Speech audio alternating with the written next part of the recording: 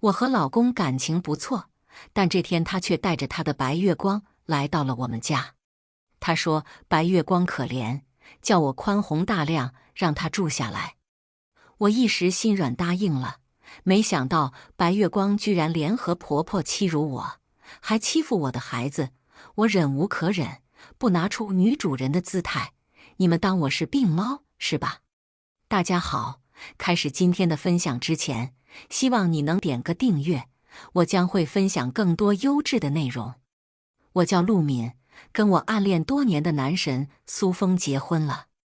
他是我们学校学生会的会长，从刚刚进大学的时候我就看上了他，想让他做我的男朋友。他比我大1年级，是我的学长。我大一的时候就开始追求他了，只是他一直忽近忽远，让我捉摸不透。听别人说他有一个其他学校的女朋友，只是我问他的时候，他暧昧不明，也没有告诉我是不是真的有女朋友。我一直都知道自己是个备胎，那个隔壁学校的女朋友大概就是他暗恋的白月光。其实苏峰比起学校那些校草长相并不算出众，甚至只能算得上清秀。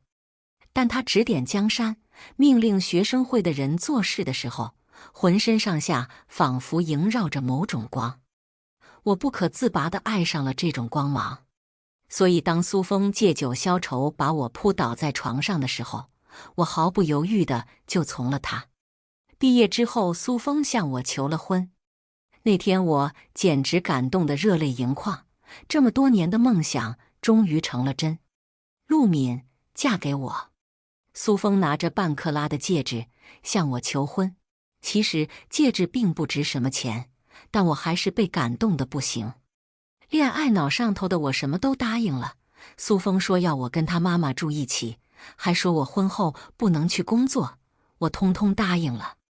我甚至不要他们家的彩礼。我觉得这些身外之物都没有那么重要，重要的是苏峰爱我。我没有婚礼，因为苏峰说他不喜欢铺张浪费。我本来很想为我爱的人穿一次洁白的婚纱，只是对方并没有这个念头，我也就算了。我其实很卑微，我只需要能在苏峰身边就行了，我不需要多么盛大的场面，我只要他。结婚后，我很快就怀孕，生下了一个孩子，是女儿。我想给女儿起名字叫苏沐敏，有我也有她。只是苏峰并答应，他说要教苏念云，这个名字更加好听。我一向都是以苏峰为先的，苏峰说什么就是什么。我直接答应了下来，毕竟念云这个名字也没有什么不好。女孩叫这个名字也非常文雅，我觉得苏峰也是用心取名了。这时候我还不知道这个名字是什么意思，也不知道这个名字背后有多么让人心碎。这天我刚刚给孩子喂好奶，就有人敲门了。我听到声音，赶紧去开门，却看见了一个女人。女人很精致，化着浓艳的妆，还背着名牌包包。比起她来我这个刚刚生完孩子的人，我看着憔悴又肥胖，比起我来说，她简直就是仙女。她居高临下地看着我，眼里有显而易见的嫌弃，不过语气还算好。这里是苏峰的家吗？是啊，我不认识他，不知道他是谁。这时候他听到我这么说之后，轻笑了一声，那就太好了，你是他的老婆吧？我是孟小云，很高兴认识你。这个名字我听到之后下意识的一皱，为什么这个女人的名字里面也有一个云字？而且这个她好像还和苏峰认识的样子。这个认知让我觉得很恐怖，因为我的宝宝名字还不只是单纯的有个云字，而是叫念云。这个念不就是想念的意思吗？我这么想着，心里却涌起了一阵又一阵的恐慌。这该不会有什么关联吧？我心里还是留着一线的，因为我觉得苏峰不至于如此。你好，你来我家有什么事情吗？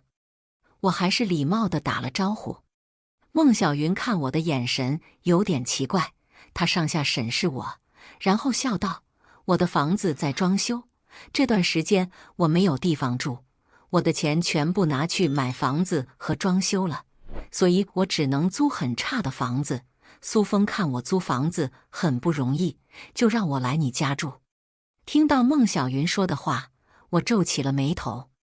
我从来没有听苏峰说过他有这么个朋友，至于住到我家里来的事情，更没有听说了。我打个电话问一下我老公，因为我确实不知道这件事情是不是真的。我给苏峰打了一个电话：“喂，老公，有个叫孟小云的人来我们家，说是你的朋友，对吗？”苏峰好像在忙什么事情，听见我说孟小云，立马说道：“对，那是我朋友，来我们家借住的，你帮我好好招待他。老公，可是我们家里只有一间客房了，我妈时不时还会过来帮我们带孩子。如果你的朋友住我们家，我妈来就没有地方住了。你看我也刚刚生的孩子，你朋友住过来也不方便。”一方面我是觉得这个孟小云给我的感觉很奇怪，一方面是我家真的住不开这么多人。但明显苏峰并不赞同我说的话，他语气不耐烦地说道：“陆敏，你该不会就是不想让小云住家里吧？你能不能大度一点，不要拈酸吃醋了？我以前觉得你挺善良一女孩，我才娶你的，现在我朋友来我们家住几天，你都不同意。”苏峰明显是找到了我的命门，他知道说什么话最戳我的心。苏峰说完就把电话挂了，我有些尴尬地看着孟小云。我还没有说话，孟小云就笑着说道：“现在可以告诉我住哪个房间了吧？”我总觉得她看我的眼里有轻蔑和嘲笑。这时候婆婆回来了，她看见孟小云，激动地说道：“小云，你可算是来了。阿姨，我不仅来了，还给你带了礼物。你看这个包包，你喜欢吗？”孟小云拿出了一个 LV 的名牌包包。婆婆果然喜笑颜开，两个人亲亲热热地坐一边聊天了，完全无视了我。过了好一会儿，婆婆才看见我，皱着眉头说道：“陆敏，你怎么这么不懂事啊？客人来了也不知道倒杯茶。”我一向听婆婆的话，转身就去倒水了。这时候我听见身后的孟小云说道：“哎呀，阿姨，你别让嫂子忙，嫂子本来就不太高兴我住过来的。”什么？婆婆听到孟小云这么说，直接提高了声量：“小云，你就放心在我家住下来，这个家还轮不到她说了算，你想住多久就住多久。”婆婆从来没有这什么亲近过我，现在居然还在外人面前给我没脸。我一向孝顺婆婆，所以就算婆婆这么说，我也不能反驳她什么。我给孟小云倒了一杯水递给她：“孟小姐，喝水。”孟小云笑着伸手，然后她的手动了一下，我手上的水就全部洒到了她的身上。呀！孟小云惊呼了一声。婆婆看见孟小云喊了一声，立马不高兴地骂我：“陆敏，你怎么笨手笨脚的？叫你倒杯水都倒不好，就你这样的怎么能照顾好孩子？”我被婆婆骂了一顿，但我明明感觉到刚刚就是孟小云故意松了手。不过我也怀疑自己是不是对这个孟小云有意见，所以才会这么不自觉地想孟小云的。我这时候这么想，却不知道接下来的日子，孟小云会变本加厉地对付我。自从孟小云住到我家里，我从洗3个人的衣服变成洗4个人的衣服。一开始，孟小云还假装不好意思地说衣服她可以自己洗，但婆婆直接瞪了我一眼：“小云她娇生惯养的，干不惯这些粗活，你帮她洗了就成，看什么看？”婆婆的心就是偏的，大概也是因为婆婆一开始知道苏峰要娶我，她就不满意，她觉得我不会讲话，也不会讨好她，家里又没钱。根本不是他满意的儿媳妇。我只好帮孟小云洗衣服，甚至他还把内衣内裤留给我洗。每次我帮他洗他的蕾丝内裤的时候，我都在想我为什么要遭这个罪。这天我正在哄我的女儿，宝宝还不足1周岁，不过是个很乖的宝宝，每天基本不怎么吵闹，经常就一个人乖乖地坐着。我在给他喂婴儿辅食，这时候孟小云从房间里面出来了。嫂子，我看着宝宝怎么长得有点丑，一点儿也不像老苏爱。孟小云说的话过分，语气也很轻蔑，她的意思不就是我长得丑影响女儿的颜值的吗？更过分的是，她也有可能是想内涵孩子不是苏风的。这个孟小云到底想干什么？我当然不会允许别人这么说我的女儿。我立马反驳道：我的女儿还轮不到你来说她好不好看，你自己长得很好看吗？孟小云听见我说的话，立马委屈地低头：嫂子，你怎么可以说我丑呢？你就算不喜欢我，也不能人身攻击吧？我听见孟小云这茶里茶气的话，直接就受不了了。我站了起来，怒地说道：还不是你先说我女儿的？这时候苏风却过来了，孟小云委屈地看了他一眼，苏风立马就皱着眉头说道：陆敏，我之前都没有发现你怎么不懂事，我朋友来我们家住几天，你怎么就那么多事啊？陆敏，我之前都跟你说了，小云一个人在这个城市打拼很不容易，而且她刚买了房子，已经没要钱租房了，才住在我们家的。你不要总是欺负她好不好？苏风的心明显已经偏了，在他看来，我就是一个欺负孟小云的形象。这时候婆婆也过来了，她听到我们的对话，冷笑了一声。我说：陆敏，你怎么那么小肚鸡肠啊？就知道欺负小云？你看看你自己肚子不争气，只生了一个女儿，连个儿子都生不出来，我还真不知道你这一天天的那么硬气干什么。妈，是她先说我的。就算我这么说，苏风和婆婆2个人也是不会相信的。在他们眼里，我就是一个总是找孟小云麻烦的杜甫。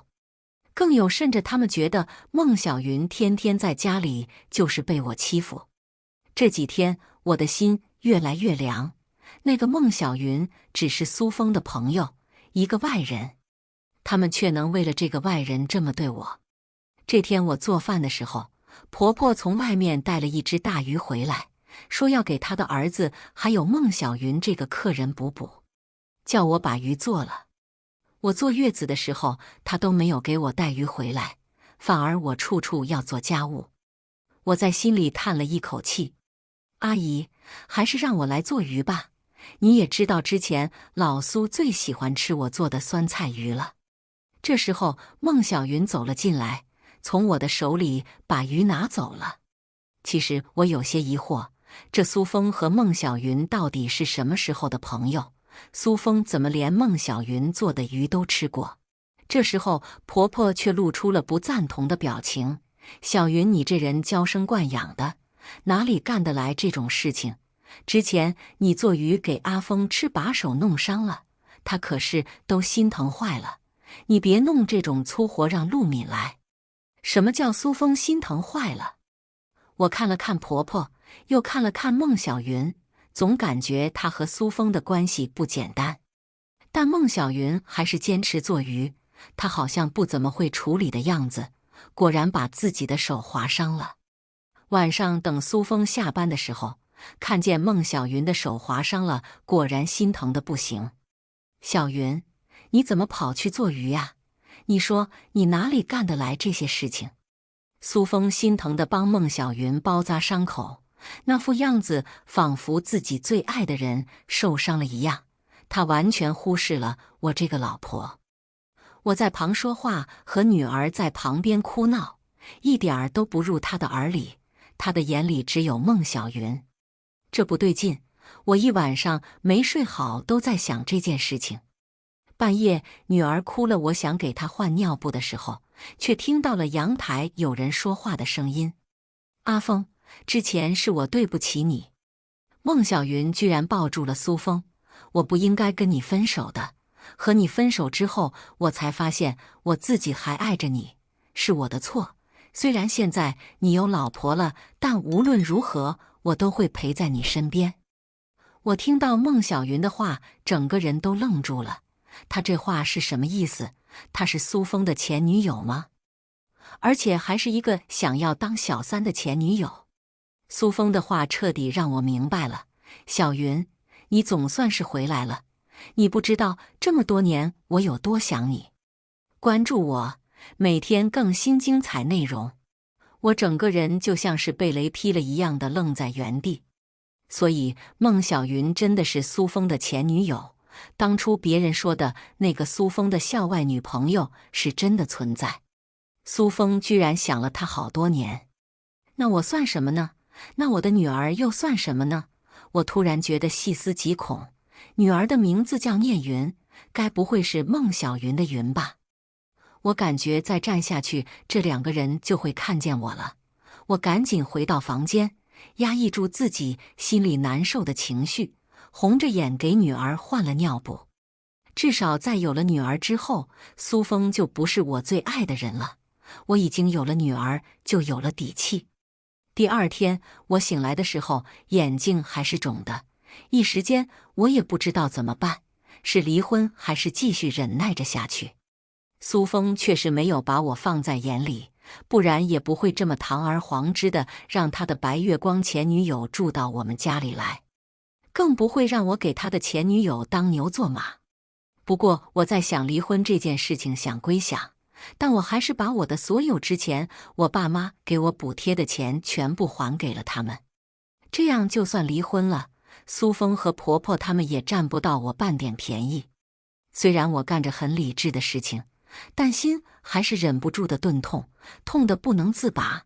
这可是我爱了那么多年的男人啊！就这么住了3个月，我实在是忍受不了了。我去询问了律师，律师说我现在的这种情况，孩子还那么小，一定是判给妈妈的，所以我不要太担心。得到了律师的保证，我的心算是定下来了一定。这几天女儿总是感冒，我抱着她去医院的儿科检查了一下，医生说她就是小感冒，我才放心了下来。但路过妇产科的时候，我居然看见了孟小云和婆婆欢欢喜喜地从妇产科里走了出来。我有些吃惊，然后赶紧躲了起来，我不想被他们看见。我偷偷跟着他们，却听到了一个爆炸的消息。孟小云挽着婆婆的手说道：“阿姨，现在我怀孕了，你觉得是女儿还是儿子啊？”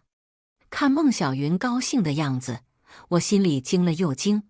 孟小云居然怀孕了，只是她怀的是谁的孩子呢？总不能是苏峰的吧？这时候婆婆说的话让我彻底震惊了。你怀孕的话，小峰一定会很高兴的。你这肚子这么圆，怀的肯定是孙子啊！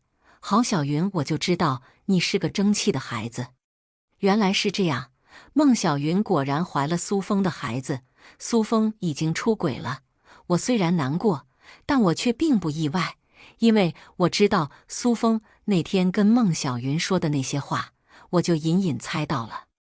我只是没想到这么快孟小云就已经怀孕了。那接下来呢？苏峰会不会因为要给孟小云一个名分跟我离婚？果然，我刚刚这么想，我就听到婆婆的声音：“小云，你放心好了，过几个月我儿子就跟陆敏那个死丫头离婚了，现在暂时还离不了。你也知道，苏峰需要点时间转移夫妻财产，不然的话要被陆敏那个死丫头分走多少钱哟。我之前就跟我儿子说了，陆敏这么多年吃我家的住我家的，多少也得给我们点钱吧。我知道婆婆没良心，但我不知道婆婆这么没良心。难道我这些年不是在她家里做卫生做饭跟个保姆一样吗？难道我生孩子就不伤害身体了吗？难道苏峰找工作我家里没有出力吗？他们要跟我离婚就算了，居然还要转移财产，不让我得到我应该得到的那份，甚至于还要觊觎我的钱，简直是其心可诛。我愤恨地握紧了拳头。之前我对这个死老太婆那么好，可是她不仅没有把我当儿媳妇，甚至没有把我当人看。阿姨没事的，我相信苏峰可以处理好这一切的。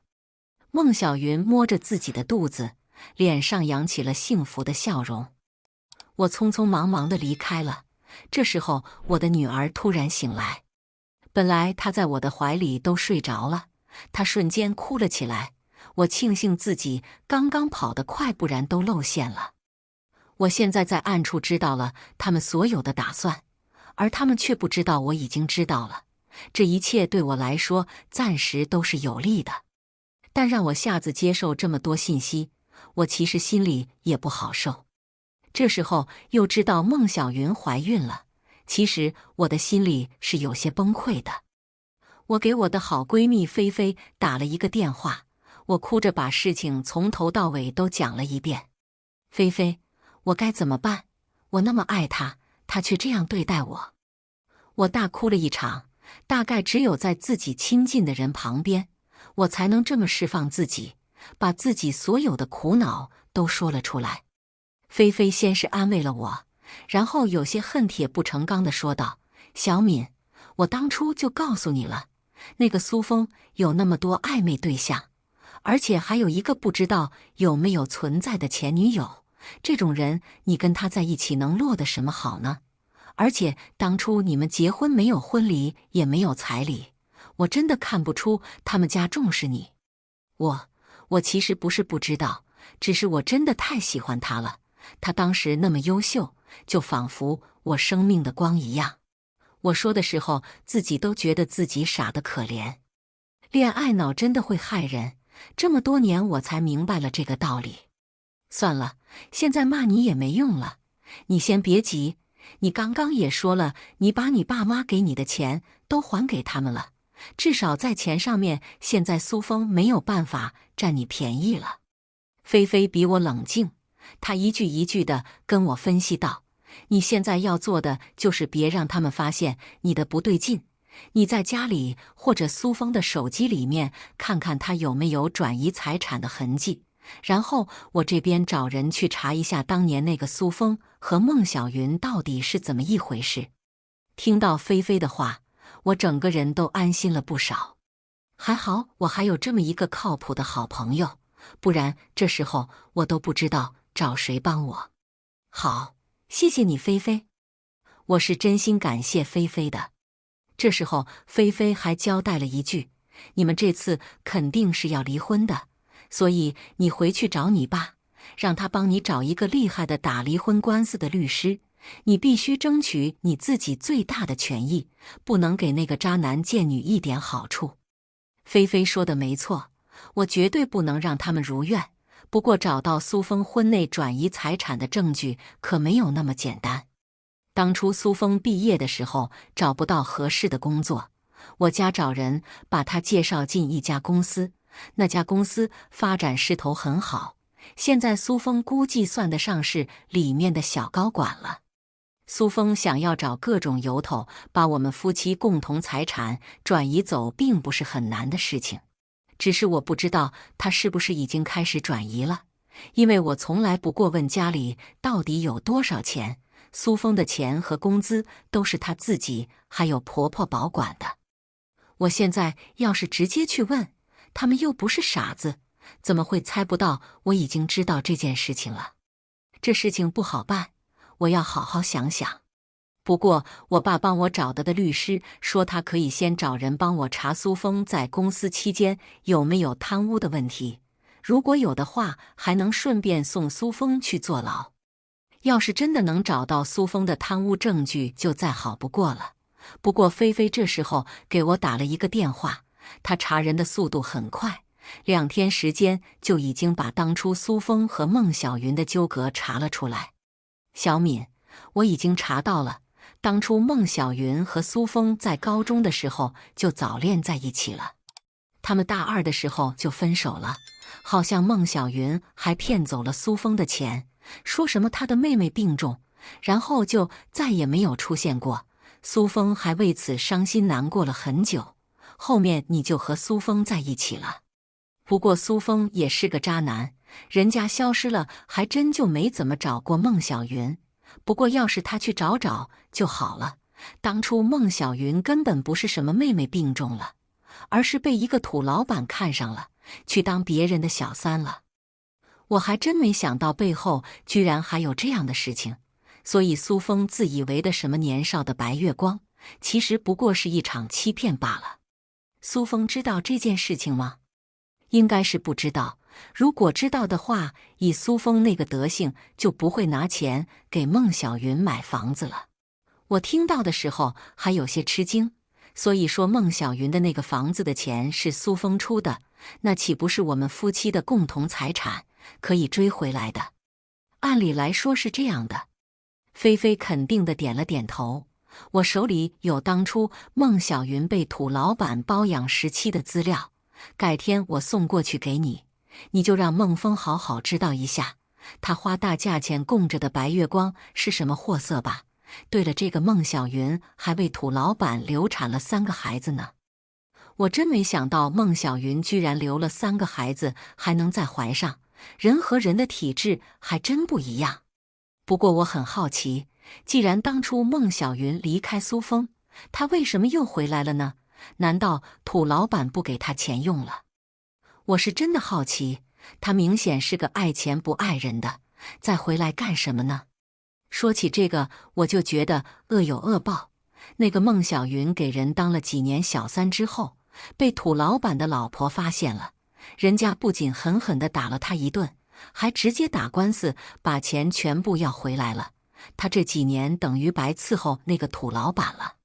菲菲说的时候还忍不住笑了，这孟小云啊，算来算去还是算成空了。第二天我就跟菲菲约在楼下的咖啡店里面，菲菲把她手上孟小云被土豪包养的证据拿了出来。这就是那孟小云被包养的证据，里面还有医院流产的证明，还有照片，足够了。我拿着证据，心里有些底。这时候我的律师也给我打了电话，他们这些天查到了苏峰确实有贪污。公司投标的时候，明明是另一个公司中标了，可是苏峰却收了另一家质量不好的厂子的钱，直接把项目给那个厂子了。这受贿的钱前前后后也有50万。这要是去举报了，苏峰拿不出这笔钱的话，之后可要坐牢的。听到这些，我的心情总算是好起来了。菲菲，我的律师找到苏峰贪污的证据了，我决定马上去举报他。真的吗？那真是太好了。菲菲抓住我的手，我知道她是真心为了我高兴的，因为在她的眼里，大概是我终于可以脱离苦海了。我几乎是迈着欢快的步子回家的，因为我知道这次我不会输了，我不会再那么倒霉的，不仅被出轨，还要被算计了。只是我刚刚到家里，就听见我的女儿在房间里面大哭。我女儿很少哭的，加上她现在已经大了，偶尔自己还能蹦几个词出来，跌跌撞撞的还能走路。所以听见女儿在那里哭，我瞬间心就揪了起来，担心女儿是不是受什么委屈了。我冲进房间，看见女儿一个人摔在了床底上，头上还有一个大包，很明显是磕到了。我着急的不行，赶紧把她抱起来，带着她去了医院。这时候家里居然一个人都没有。我刚刚出门的时候还叫婆婆照看了一下女儿，结果她人居然跑没有了，十有八九又和孟小云2个人逛街去了。我叹了一口气，赶紧抱着女儿开车去了医院。好在医生说女儿头上的伤并不严重，但在检查的过程中，医生居然在女儿身上发现了很多青青紫紫的掐痕，一看就掐得很重。我倒吸了一口冷气，我咬牙切齿地说道：“医生，这个都是人掐的吗？”医生肯定地告诉我，并且问我最近家里有什么人会这么对待宝宝。其实我根本不用想，这十有八九就是孟小云干的。至于剩下来的可能性，则是可能是婆婆干的。不过我还是觉得是孟小云。我狠狠地握紧了我的拳头。给女儿包扎好之后，我之前把我的女儿送到了我爸妈家里。不管怎么样，我都不可能让我的女儿再受一点半点的伤害了。我也不会给别人伤害我女儿的机会。晚上我回到家里，女儿不见了，婆婆和苏峰两个人居然没有发现。可见他们两个人平时是多么不把女儿这个亲孙女和亲女儿放在眼里。最后还是孟小云随口问了我一句：“孩子去哪里了？”我爸妈想外孙女了，怎么苏小姐，这你也要管吗？我冷笑了一声。孟小云自讨没趣就走了，她直接当着我的面和苏峰两个人亲亲热热地坐在一起追剧，看样子是一点儿都不害怕我知道他们的关系。他们简直就是没有把我放在眼里，直接把我当傻子了。不过苏峰啊，你们就这么把我当傻子吧，你们的报应很快就来了。我让律师找人匿名地向苏峰的上司递交了举报信。这封举报信交到他上司手里了之后，苏峰果然马上被查了。他本来就不算什么高层当中的重要人物，而且我听说他们公司最近在内斗，苏峰也正好倒霉撞到枪口上了。公司的调查结果很快就出来了，苏峰果然受贿了，而且不止一次。公司现在给苏峰两条路，一条是自己主动辞职把钱还上，另一条就是他们报警，苏峰的结局就只能是坐牢了。我听到的时候忍不住笑了，这苏峰简直就是活该。我知道他那50万花到哪里去了，是拿去给孟小云买房子了。苏峰回来的时候焦头烂额的，他甚至开口想要和我借钱。老婆，你能不能借我50万呢？求求你了，我公司真的出了很大的问题。我在心里嗤笑一声，什么很大的问题？那不是他自己的问题吗？苏峰，你怎么会觉得我有钱？你之前工资1个月才给我2000生活费，连给孩子买尿裤都不够，你怎么会觉得我能拿出50万？我自己想想也觉得荒谬。我知道你没有啊，可你爸妈有啊。苏峰露出了贪婪的表情。老婆，你就帮帮我好不好？苏峰之前可从来没有对我这么卑躬屈膝过。我冷笑了一声，你还是叫你的孟小云把房子卖了，给你50万吧。这是我和你的离婚协议，财产平分，孩子归我。苏峰看见离婚协议之后，不可置信地看着我。陆敏，你要和我离婚？为什么不呢？你是不是觉得我是傻子，都看不出来你和孟小云有一腿？对了，你别想转移财产了，已经来不及了，我已经调查好你的婚内财产了。我冷笑了一声，你那50万我可没拿，不属于我们的共同债务。原来你都知道。苏峰不可置信地说道，你之前都在装，你管我装不装？你今天要是不签这个离婚协议的话，你就等着法院传票吧。我说完这句话转头就走了。婆婆看见我和苏峰吵架，指着我就破口大骂，贱人，你怎么敢这么跟我儿子说话？我之前忍他让他，现在已经完全没有这个必要了。我直接伸手给了婆婆一巴掌，把你的嘴给我放干净一点。这时候孟小云冲了出来，你怎么敢打阿姨？我直接也给了她一巴掌，我爱打谁就打谁，你管着找吗？死小三！孟小云大概从来没有见过我这么硬气的样子，整个人都愣住了。我直接又给了她一巴掌，记住，你的脏手不配碰我女儿。我左右开弓打了她好几下，这才出了一口气。他之前居然敢那样掐我的女儿，他必须得到报应。不过，如我所料的是，苏峰根本不同意那天分财产。现在正是他缺钱的时候，又怎么可能答应呢？这时候，我和他直接打起了离婚官司。我的律师给力，苏峰很快就败诉了。结果就是我和他平分财产。苏峰走出法院的时候，还威胁我说，要是我不把钱还给他的话，他就天天去我家门口骚扰我，直到我把钱还给他。我轻笑了一声，我已经录音了，你是想再打一次官司吗？你……苏峰气急败坏地走了，旁边还有孟小云，他们两个现在更加不加掩饰了。不过我听到了他们的对话，小云，现在没办法了，只能把你的那套房子给卖了。孟小云却一副不想卖的样子，老公，要是卖了，以后我们不就得跟你妈住了吗？有还没有其他办法呀？苏峰却有点不高兴，要是还有的话，我至于卖房子吗？到底房子重要还是我重要啊？你又不是不知道，要是我还不上这笔钱，我就要坐牢。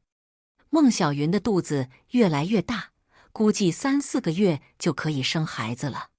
这时候我觉得时机到了，便走到他们的面前。